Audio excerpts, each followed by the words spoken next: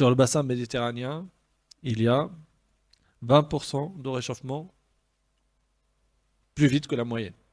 Ça, c'est acquis. Ok.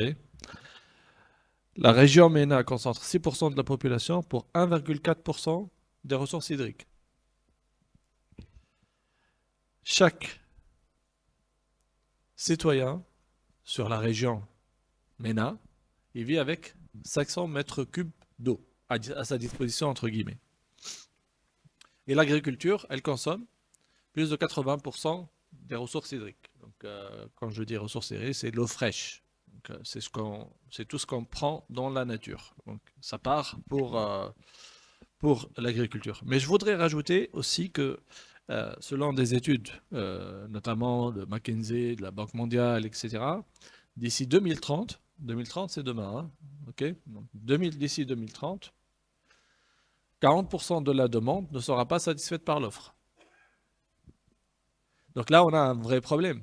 En fait, il y a ce qu'on appelle la zero hour. C'est quoi la zero hour? C'est arrivé à Cape Town.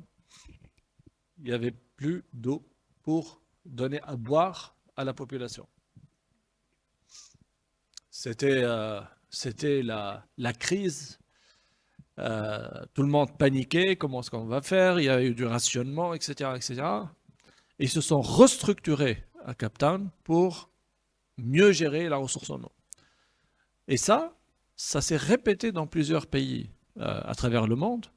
Mais par exemple en France, il y a eu des camions de bouteilles d'eau minérale qui partaient vers les villages. Il y a personne qui est à l'abri en fait. Et donc l'idée, c'est que on puisse prendre conscience qu'on a un problème, un gros problème qui est là, qui existe, et qu'on est on a tendance à le laisser sous le tapis, parce que bon, on se dit on n'est pas concerné. Du moment où j'ouvre le robinet et l'eau, il coule, c'est que quelque part, je ne suis pas très concerné. Jusqu'au jour où ça ne coulera pas. Donc ça, c'est pour le citoyen. Le problème, c'est que ce n'est pas lui qui consomme le plus. Il y a l'industriel et il y a l'agriculture. Et l'agriculture, si on commence à toucher l'eau dans l'agriculture, on arrête de produire. Et là, ce n'est plus, on a déplacé le problème. On était sur un problème de ressources hydriques, on l'a déplacé vers la souveraineté alimentaire. Donc, ce qu'on a besoin de faire, c'est de trouver des solutions scalables qu'on peut mettre à échelle, à très très grande échelle, pour essayer de redresser la barre. Autant le carbone, ça s'est développé d'une façon exponentielle, du moment où on a commencé à convertir disons, ce qu'on gagne en termes d'émissions de carbone en assets financiers, autant l'eau qui est plus urgente et plus radicale, il n'y a rien qui est encore mis en place.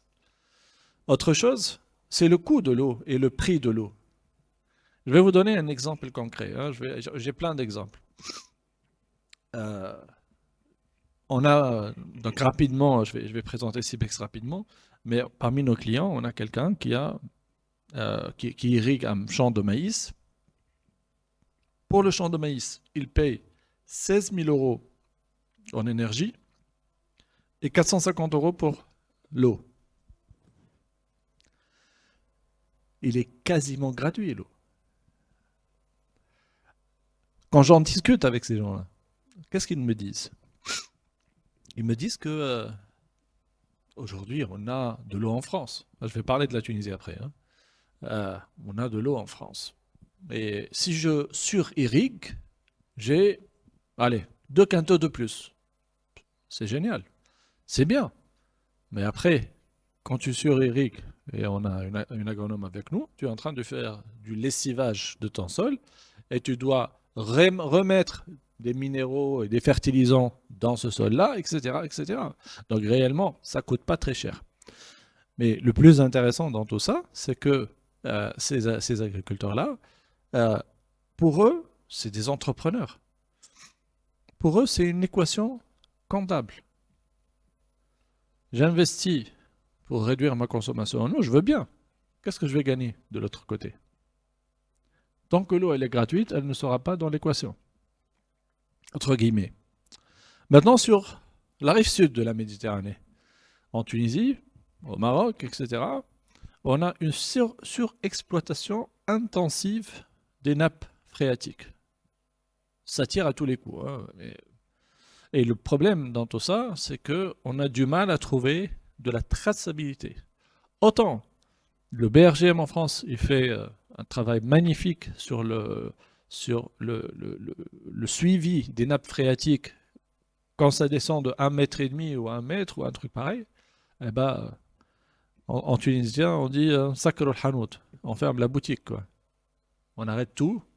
Attention, là, c'est les ressources des générations futures. Autant, moi, tunisien, et Cibex, elle est tunisienne à l'origine, avant qu'on crée Cibex en France, on a très peu de suivi et de traçabilité sur le montant exact de ce qu'on a sous nos pieds.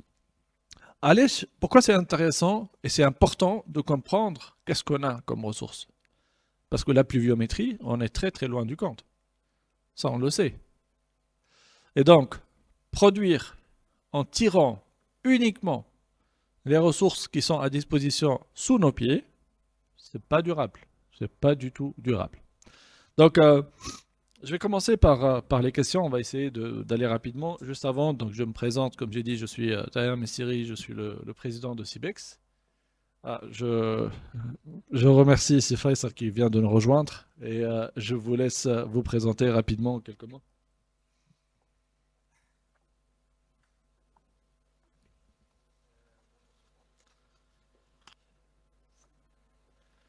Oui, c'est bon.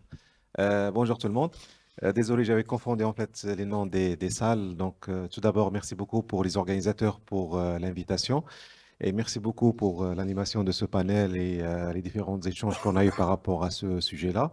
Donc, je m'appelle Faisal Sahbaoui, je suis directeur général d'une structure qui opère dans l'agriculture de précision, donc qui s'appelle AgriEdge, qui est en fait un spin-off d'une université marocaine qui s'appelle Mohamed VI Polytechnique Université. Voilà, donc je pense qu'on aura plus de temps pour échanger, parler de ce que nous faisons sur le volet de l'agriculture de précision ou bien l'application, l'utilisation de l'IA dans le secteur de l'agriculture. Merci beaucoup. Alors, donc j'allais me présenter et tant mieux que vous êtes venu exactement au bon moment. Comme ça, j'aurais terminé le tour Je de suis table. expert en ça, hein. Très bien. J'ai essayé de gagner un peu de temps en posant un peu le cadre, mais maintenant ça va aller un peu plus vite. Donc rapidement, Cibex, ce qu'on fait, on est une société spécialisée. On a commencé par l'irrigation de précision, mais l'irrigation de précision sans capteur. C'est-à-dire on ne déploie rien sur terrain. Quand je dis ça, la question suivante, c'est oui, mais est-ce que c'est fiable? Il y a eu des études d'impact. Alors, on est en France partenaire des chambres d'agriculture. On a remplacé le outil d'aide à la décision par notre solution. En Tunisie, on travaille avec plusieurs grands acteurs également sur l'Algérie. Il y a eu des études d'impact sur combien est-ce qu'on génère en termes d'économie d'eau. Et ça fait entre 16 et 40% d'économie d'eau prouvée, publiée de façon indépendante. Donc, nous, on a commencé par l'irrigation de précision, maintenant on part vers la fertilisation de façon générale. Et je vous donnerai plein d'exemples que j'ai pu collecter durant cette petite carrière, parce que la boîte, ça a commencé en 2020. Mais d'abord, je vais aller directement à Faisal. AgriAge donc, est né du groupe OCP, avec une expertise forte sur la fertilité donc des sols et les recommandations de fertilisation de précision. Comment est-ce que vous voyez le rôle de l'IA dans la double optimisation, irrigation, fertilisation? Comment vous faites aujourd'hui et comment vous voyez que ça peut avoir un impact sur la Méditerranée et comment est-ce qu'on peut mettre ça à l'échelle? Mais on va commencer petit à petit. Qu'est-ce que vous êtes en train de faire aujourd'hui et comment vous le voyez à échelle méditerranéenne? Alors, par rapport à AgriEdge, effectivement, donc elle a vu le jour au sein de OCP, qui est un producteur d'engrais, qui est spécialisé dans la fertilisation, qui produit des différentes formules pour la fertilisation du sol. Et l'idée en fait initiale, c'était au-delà de l'IA, c'était au-delà de la partie technique. C'était la question, c'était comment on peut créer des plateformes digitales ou bien utiliser de l'IA dans des plateformes digitales pour l'agriculteur africain. Tenant compte de toute la complexité que nous avons en Afrique, que ce soit au Maroc, Tunisie ou d'autres pays africains, tenant compte de la de défis technologiques qu'on a sur le terrain et tenant compte également de la culture que nous avons, c'est-à-dire les agriculteurs que nous avons, ils n'ont pas l'habitude d'aller regarder un téléphone portable avant d'aller vers le champ. Et l'idée, c'était comment on peut créer une agriculture de précision adaptée avec le contexte africain. Et le départ, c'était, vu qu'on travaille dans le secteur de la fertilisation, c'était comment on peut, parce que quand on parle d'agriculture de précision, donc il y a plusieurs volets, il y a l'irrigation, il y a la fertilisation, il y a tout ce qui est traitement de produits phytosanitaires, il y a l'estimation de rendement, etc. C'est-à-dire, si on veut simplifier les choses, on essaie de consommer la data là où elle est, après, donc avec l'IA, de la convertir en recommandations agronomiques. Donc, le démarrage, c'était avec la fertilisation, tenant compte du secteur dans lequel nous opérons. Et donc, nous avons, avec les agriculteurs et avec des chercheurs, développé cette agriculture de précision adaptée avec le contexte africain, en passant pas que à travers des plateformes digitales qu'on a sur les téléphones portables, mais en passant également à travers des informations, des recommandations qui sont envoyées soit sous forme de SMS, soit sous forme de messages vocaux en dialecte. C'est que, comme vous le savez, en Afrique, il n'y a pas que l'arabe, français, l'anglais, etc. Mais il y a donc des dialectes et les agriculteurs sont plus sur ce volet, sur la compréhension de la dialecte locale que sur une langue comme l'arabe ou le français ou l'anglais. Donc c'était un peu ça notre valeur ajoutée, c'est comment on peut utiliser l'IA avec toute sa complexité et après simplifier la recommandation et la communiquer sous forme de message vocal en dialecte local. Euh, donc sur le volet fertilisation, donc on a commencé sur cet aspect-là. Donc et les premiers résultats que nous avons obtenus, c'est que nous arrivons à réduire les quantités d'engrais utilisés, surtout les engrais azotés, de presque 20% pour les grandes cultures. Et on peut encore réduire davantage quand on parle des cultures qui sont plus plus, c'est-à-dire comme de l'arboriculture, maraîchage, etc. On peut arriver jusqu'à 30% de réduction d'engrais.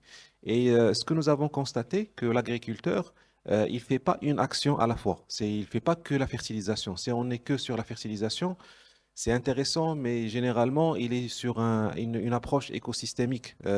Pardon, c'est une approche systémique, c'est-à-dire il vient, il intervient dans sa ferme, mais en appuyant ou bien en agissant sur plusieurs leviers, l'irrigation, fertilisation, etc.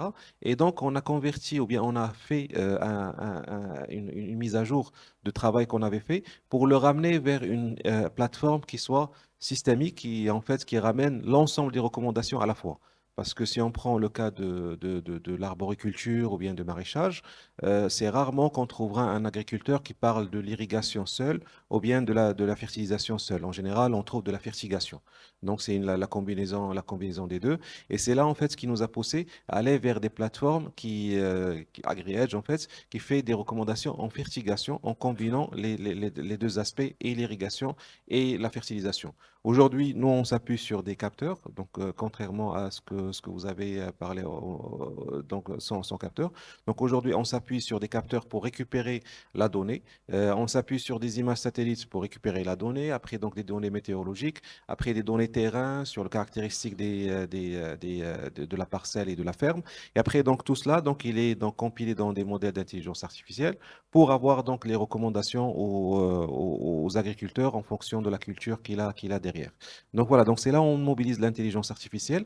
Et ce que nous avons constaté, en fait, c'est que le besoin en conseiller agricole, il est central dans l'activité agricole en Afrique. C'est que beaucoup d'agriculteurs, surtout les petits agriculteurs, ils sont pas, ils sont des agriculteurs et la connaissance, elle est en fait héritée. Il n'y a pas ils n'ont pas suivi de formation, ils ont pas donc un bagage ou bien un background scientifique, agronomique, etc.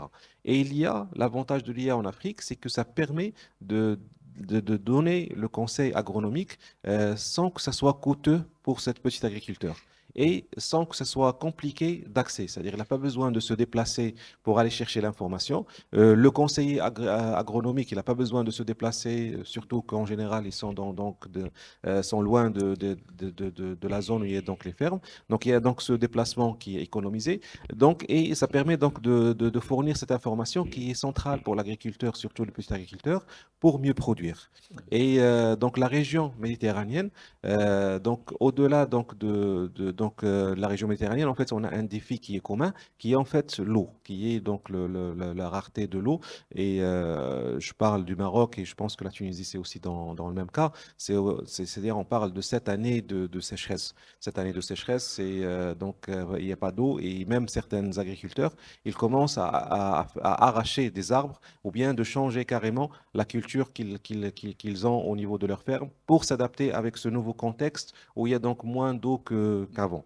Et le fait C'est de... vrai, si on peut raccourcir comme ça, je donnerai la parole à d'autres D'accord, personnes. d'accord. Donc voilà, donc là j'arrive à la fin. Et donc voilà, donc et avec donc l'aspect de l'intelligence artificielle, donc il permet donc on arrive à économiser de l'engrais, mais on arrive également à économiser jusqu'à 30% d'eau, et 30% d'eau, c'est à peu près le tiers d'une année agricole. Très bien, merci beaucoup. Jihen, donc ce que j'ai compris, c'est que vous avez une solution qui s'appelle Q-Farming. Donc si vous pouvez nous Exactement. parler un peu de ce que ça fait. Et ce qui m'intéresse aussi là-dedans, c'est que c'est de la télécommunication quelque part. Mhm. Comment est-ce que vous gérez le déploiement? Là où il n'y a pas de réseau, là où il n'y a pas forcément de connexion à une infrastructure. Donc je vous laisse nous présenter Q-Farming et surtout, je suis curieux de savoir comment vous gérez ça. Ok, super. Donc oui, justement, c'est Q-Farming. Q-Farming, c'est quoi? C'est une solution qui permet aux agriculteurs donc, de digitaliser les activités d'agriculture. Et par cela, nous avons both hardware et software. On permet aux agriculteurs d'avoir des informations de leur terrain en temps réel. Et donc, quand je dis terrain, c'est humidité du sol, température, etc. Et même les données du climat. Et ces données-là sont à la fin transmises en temps réel, comme je viens de le mentionner, et donc présentées sur une plateforme. Et cette plateforme, donc sur la plateforme, le client, enfin l'agriculteur peut automatiquement, enfin peut demander un calendrier d'irrigation. Donc ça commence à générer automatiquement des calendriers d'irrigation. Donc par exemple, ça commence à dire donc aujourd'hui, faut irriguer telle dose dans cette région, dans cette partie de votre pivot par exemple. Et donc cette dose, c'est à telle heure, etc. Et en même temps, ça permet aux agriculteurs de contrôler à distance leur irrigation. Donc, par un seul clic, ils peuvent donc lancer ou arrêter l'irrigation ou même programmer pendant... Par exemple, si je parle de pivot, ils peuvent dire voilà 2 heures ou 1 heure ou voilà. Et donc, pour répondre à votre question, donc justement, là, nous avons Moi, si je parle d'intelligence artificielle, donc l'intelligence artificielle, un des critères principaux pour une bonne intelligence artificielle utile, surtout dans les régions, comme je viens de dire, moi, je viens d'Algérie, et c'est que ça doit être autonome. Et parlant de l'autonomie, nous savons tous que les zones agricoles, la majorité des zones agricoles sont des zones à faible connectivité ou parfois pas du tout de connectivité, ni de réseau, ni Internet, ni rien du tout. Et pour cela, nous, justement, nous avons donc développé une solution de combinaison d'IoT, donc des IoT à longue portée, et en rajoutant le système embarqué, des edgebox, en plus des capteurs et stations météorologiques, etc. Et voilà, ça justement, ça permet aux agriculteurs de prendre des décisions, pas prendre des décisions, mais avant ça, déjà d'avoir les données, de savoir ce qui se passe dans leur terrain en temps réel et surtout d'agir là où il faut agir. Donc, il faut pas, donc ça leur permet de pas justement perdre beaucoup de temps pour pouvoir détecter. Bon, j'ai pas mentionné les maladies parce que là, on parle de l'eau et l'agriculture, mais notre plateforme permet également aux agriculteurs de savoir euh, quand est-ce que donc, les maladies peuvent apparaître sur leurs crops, donc les cultures. Très bien. Et donc, voilà. Merci. Merci à vous. Je vais continuer rapidement sur les aspects un peu techniques, hein.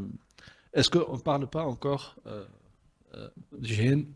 Est-ce qu'on ne parle pas encore, ou est-ce qu'on n'est pas encore prêt pour tout ce qui est AI sur l'edge computing? C'est-à-dire que les traitements ne se font plus au niveau des clouds, mais au niveau du dispositif que vous déployez. Est-ce qu'aujourd'hui, il y a suffisamment d'équipements qui peuvent permettre de faire ça? Des équipements qui peuvent permettre. Qui peuvent héberger des modèles IA qui vont tourner localement. Donc, bon, moi, je dirais oui, justement. Donc, nous, ce qu'on fait, justement, c'est. Donc, je vais expliquer un petit peu donc, le dispositif que nous installons. Donc, nous avons. Très rapidement, hein, si Oui, ça ne vous dérange pas. bien sûr, oui. Donc, nous, première chose, nous avons donc, des capteurs stations météorologiques.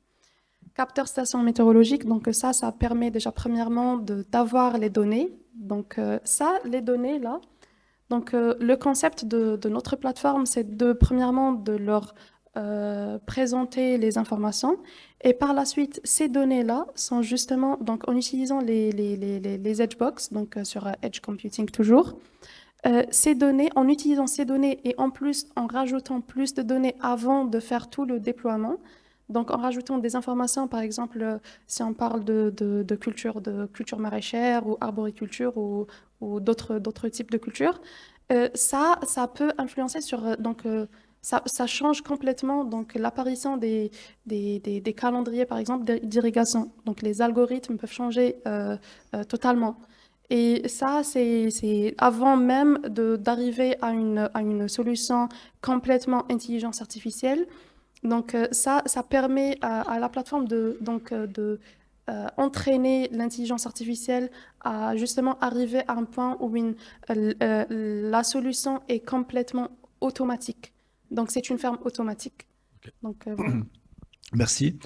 Un des piliers, et fait, je reviendrai sur ça, je vais terminer sur le volet agronomique, métier, et on va faire des échanges après. Oui. Ok, Faisal?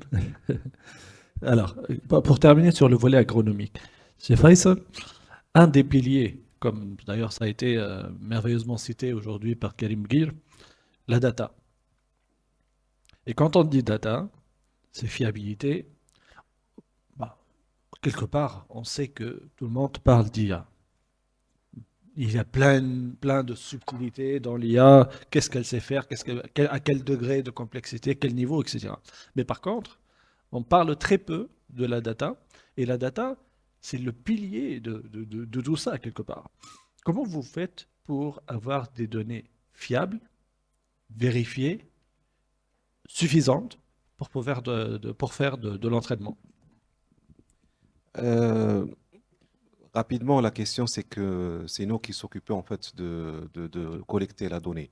C'est-à-dire pour nous, un projet de développement de l'IA, il commence par 1 ou 2 années agricoles. Et ces 2 années agricoles, c'est principalement pour collecter de la data. Parce que vous avez parlé de fiabilité, etc. Parce que bâtir un modèle d'intelligence artificielle sur de data de mauvaise qualité, donc, le résultat, c'est un modèle d'intelligence artificielle de mauvaise qualité. Et donc, il ne permettra pas de communiquer des recommandations qui sont correctes. Et pour ne pas prendre ce risque-là, donc, ce que nous faisons côté AgriEdge, c'est on veut développer un système de recommandation, par exemple, d'engrais pour les grandes cultures. Donc, les 2 premières années, c'est vraiment collecter la donnée, l'envoyer vers le laboratoire, regarder l'image, qu'est-ce que ça donne, et créer donc le modèle par la suite. D'accord. Donc, Pour accélérer cette procédure de développement, ce que nous avons fait, c'est un travail de recherche qui a été fait avec des chercheurs à l'université, c'est nous avons développé des modèles qui sont hybrides. des modèles qui sont hybrides, où en fait on combine et de l'intelligence artificielle et des modèles agronomiques de croissance. Donc des modèles, parce qu'en fait ça existe aujourd'hui des modèles agronomiques qui sont connus, et ce que nous faisons, c'est qu'en fonction de là où on souhaite opérer, s'il n'y a pas de données, donc c'est le modèle agronomique qui prend le relais, le temps que le modèle d'intelligence artificielle ait assez de données pour qu'il devienne intelligent. S'il y a assez de données, c'est-à-dire si on est dans une ferme commerciale avec des données qui sont collectées, des capteurs partout, etc. Donc c'est le modèle d'intelligence artificielle qui prend le relais. Et voilà, donc c'est un peu ça le travail que nous faisons. C'est on travaille sur des modèles hybrides qui combinent et de l'intelligence artificielle et de l'intelligence agronomique. Bravo, merci. C'est très bien. Alors peut-être, je vais parler de ceux qui n'ont pas les moyens d'acheter, qui sont entre autres parmi nos clients. Nous, chez Cibex, on travaille sur les chaînes de valeur agricole, dans laquelle il y a des petits agriculteurs, il y a des grands agriculteurs, mais l'objectif d'être le plus scalable possible. Et parmi, et vous l'avez très bien mentionné tout à l'heure, hein, nous on a entre autres Cibex Magonia qui parle. Donc on a la production de la recommandation, la vérification sur terrain, mais ça c'est du cas par cas, mais ça peut pas aller à la même vitesse. Et après, on a comment est-ce qu'on peut parler la langue de l'agriculteur. Donc on a construit un agent conversationnel qui s'appelle Cibex Magonia, qui parle de plus de 100 langues et dialectes, qui prend juste l'information nécessaire relative à cet agriculteur-là et qui la mouline de façon à ce que ce soit un message dans la langue et le dialecte de l'agriculteur. Mais que ce soit ce que nous, on doit produire en son capteur ou ce que vous devez produire avec du matériel et du déploiement, là, on est sur du temps lent. On est bien d'accord. L'agriculture, c'est du temps lent. Et là, faites l'argent pour financer tout ça est fait. Donc, faites dans les programmes que vous accompagnez aujourd'hui, bon, déjà, donnez-nous une idée sur les solutions IA qui semblent marcher. Qu'est-ce qui marche aujourd'hui dans votre portefeuille ou de façon à votre connaissance et qui a de fortes chances de transformer l'agriculteur et l'agriculture de façon générale, car on n'a pas le temps. Si on part de ce principe-là, on n'a pas le temps. Donc, je vous laisse la parole. Juste à titre indicatif, donc Flatix Labs est adossé à un fonds d'investissement qui est F6 Ventures. Et donc, c'est à travers ce fonds-là qu'on investit dans les startups dans plusieurs secteurs d'activité, dont l'agriculture, l'IA et plein d'autres secteurs d'activité. Donc, je dirais qu'il y a deux solutions qui sortent du lot. Donc, les premières startups qui sortent du lot, je dirais IAO/agri, ce sont les startups qui proposent des solutions d'irrigation intelligente, donc que ce soit avec capteurs ou sans capteurs comme Cibex. Donc ce sont des startups ou bien des entreprises qui ont une capacité de pouvoir analyser la data, capter la data avec une connectivité qui n'est pas très très développée, surtout dans notre bassin méditerranéen sud. C'est aussi des startups qui ont un impact direct et un impact assez rapide quand même, parce qu'on peut parler d'une réduction de consommation d'eau qui peut aller jusqu'à 40% dès la première saison. On parle aussi du fait que la majeure partie, donc Tahar, tu l'as mentionné tout à l'heure, la majeure partie de ces startups-là adoptent plutôt leur communication avec les agriculteurs, et donc ils ont cette capacité de pouvoir traduire les données qu'ils peuvent capter et de pouvoir les communiquer d'une manière très simple aux agriculteurs, ce qui les aide à mieux convaincre l'agriculteur à adopter leur solution. Et aussi, ça leur permet une possibilité de scalabilité juste énorme, parce qu'ils peuvent s'adapter à plusieurs régions, à plusieurs langages, à plusieurs données, etc. Donc, première solution, c'est les solutions d'irrigation intelligente. Les deuxièmes startups qui sortent du lot aussi, ce sont les startups qui ont des plateformes d'aide à la décision. Donc, ce sont des startups ou bien des solutions qui accompagnent l'agriculteur dans la prise de décision et la gestion de ses parcelles et la gestion de son, entre guillemets, agriculture. Et donc, ce sont des startups qui utilisent des données satellites. Et donc, ces données satellites-là, plus on les utilise, plus elles sont précises. Et donc, le mieux, elles donnent beaucoup plus de données et puis d'outils de gestion à l'agriculteur. Donc, je pense que ces deux startups, enfin deux solutions, ces deux genres de solutions qu'on voit vraiment se développer et qui ont une capacité de scalabilité assez importante en les comparant avec d'autres startups. Après, pour revenir aux capitaux, je pense que la bonne question, enfin, je pense que l'enjeu, je dirais, c'est que on devrait se poser la question quel est le meilleur montage financier pour pouvoir accompagner l'agriculture qui est le plus souvent perçu comme étant un secteur d'activité à risque, parce que voilà, l'agriculture dépend de l'eau, elle dépend de beaucoup de choses et donc c'est complètement imprévisible pour l'agriculteur et donc c'est très imprévisible pour l'investisseur. Donc c'est aussi un secteur lent.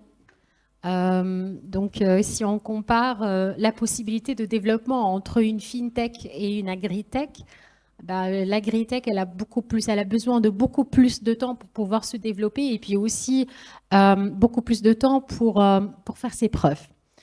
Et puis la troisième chose, c'est que les agritech, la majeure partie du temps, ce qu'on voit en tout cas, c'est que le modèle économique est assez fragile et donc ça représente beaucoup de risques pour les investisseurs. Je pense que comme je l'avais mentionné, la meilleure chose à faire, c'est de penser à des montages financiers qui font qu'on puisse avoir un capital pour que les agriculteurs ou bien les agritech ou les solutions qui accompagnent l'agriculture puissent se développer d'une manière assez chronologique, on va dire, et d'une manière qui puisse leur permettre d'avoir toute la data pour pouvoir donner des services de qualité aux utilisateurs. Donc, je parlerai notamment de financement hybride. Donc, je pense que les partenariats publics-privés sont très importantes. C'est-à-dire qu'il puisse y avoir un premier financement public qui puisse dérisquer d'une manière générale la première phase de développement des startups qui opèrent dans l'agriculture, dans l'eau, etc. Et puis, par la suite, il peut y avoir un financement privé qui vient des investisseurs pour passer à grande échelle et pour passer à la scalabilité.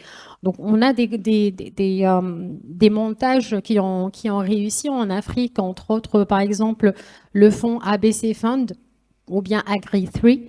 Donc, ce sont des fonds qui sont dédiés à l'agriculture et qui ont un montage public-privé qui se compose d'un premier développement, enfin d'un premier financement de l'État pour que la start-up puisse prototyper et puisse justement pouvoir travailler sur leurs produits. Et puis, il y a un financement privé par la suite qui puisse permettre à la start-up de passer à échelle. Et la troisième chose, c'est qu'il y a une assistance technique aux agriculteurs qui adoptent ces solutions technologiques pour pouvoir les implémenter dans leur vie de tous les jours. Donc, c'est le financement hybride. Je pense aussi qu'il faut avoir beaucoup plus de capitaux qui sont spécialisés dans l'agriculture et donc qui comprennent le cycle de vie d'une agritech. Et puis, la troisième chose, pour en finir, je pense que il faut beaucoup plus de flexibilité de la part des banques par rapport au financement aussi des agriculteurs et aussi des agritech. Merci beaucoup, en fait. J'aurais bien voulu qu'on ne me dise pas qu'il reste très peu de temps, mais j'aurais débattu jusqu'à demain concernant le financement public et les banques. Hein, ça m'intéresse particulièrement. Mais moi, ce que je voudrais, c'est qu'on sort de ce panel avec une plus-value, des recommandations. Donc, c'est facile. Si vous devez recommander une seule action prioritaire pour accélérer la transition, dans l'agriculture vers une agriculture méditerranéenne durable. Ok. Que ce soit côté données, politique, IA, modèle, tout ce que vous voulez. Mais la numéro un, la recommandation principale que vous souhaitez partager. Et en 1 minute, c'est moi. Je fais le bad cup parce que J'en c'est ai déjà 3. l'heure de la pause. Je suis désolée. Collaboration. Donc, la collaboration entre les différents secteurs et les différents acteurs. Ouais. Aujourd'hui, il y a l'incertitude qu'a cité Fatin. Il y a la data qui n'est pas très disponible. Ouais. Et chacun, je pense, des acteurs, il détient un petit morceau, soit de la data, soit fait. de la certitude, pour réduire l'incertitude. Et je pense la collaboration entre les différents acteurs, universités, secteur privé, start-up, État, c'est ça, je pense, qui accélérera la transition agricole. Très bien. Donc, créer un organisme peut-être de collaboration, c'est ça? Oui, on va dire. Parce qu'il faut le structurer, la collaboration, très très rapidement. Exact. Et peut-être que c'est le lead, peut-être vous parlez de celui qui va Qui va leader prendre le lead, le ouais. lead, exactement. Ouais, Et je très pense que le lead, c'est la responsabilité de l'État, D'accord. c'est-à-dire de lancer ce genre de cadre qui permet ces collaborations entre les différents secteurs. Très bien, merci beaucoup, c'est Faisal. Samahni, je suis obligé d'aller rapidement. Jihen, si vous devriez choisir une, que ce soit mesure ou peu importe, pour accélérer l'adoption de l'IA agricole, qu'est-ce que vous aurez choisi? Donc, pour moi, pour mon On vous donne une baguette magique. Allez, vous la déployez. Ok, allez-y. Donc, première chose, afin de pouvoir trouver une solution, il faut trouver le challenge primaire qui nous stoppe ou qui nous freine d'avancer. Donc, si je me mets donc à la place, en tant que product manager de QFarm, donc je dirais la première chose que je devrais régler, c'est les freins ou sinon les obstacles qui nous stoppent d'arriver aux agriculteurs et de pouvoir donc les convaincre avec les solutions d'intelligence artificielle. Politique publique? Pardon? Politique publique? Je dirais pas politique publique, mais c'est surtout une solution plus pratique, c'est quelque chose qu'on pourra toucher.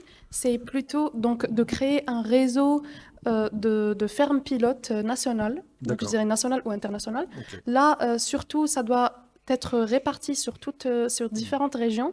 Donc, si par exemple, on peut créer des fermes pilotes montagneux sur les montagnes, désert, oasis ou ce type, ça pourra permettre aux agriculteurs donc justement de toucher, de voir et de finalement croire à la solution, pas juste croire à un concept. Super, merci. Voilà, Faites. merci. Je prends quelle recommandation pour une seule innovation financière pour activer ça?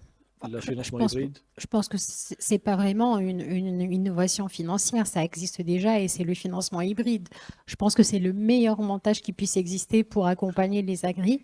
Et puis, je pense que le fait de créer aussi une sorte de Startup Act pour les agritech, ça serait extrêmement intéressant de pouvoir mélanger financement, cadre légal, international exposure aussi pour les agritech, parce qu'on a de super bonnes agritech en Tunisie qui n'ont pas vraiment l'encadrement adéquat pour leur développement à l'échelle internationale. Très bien, merci beaucoup.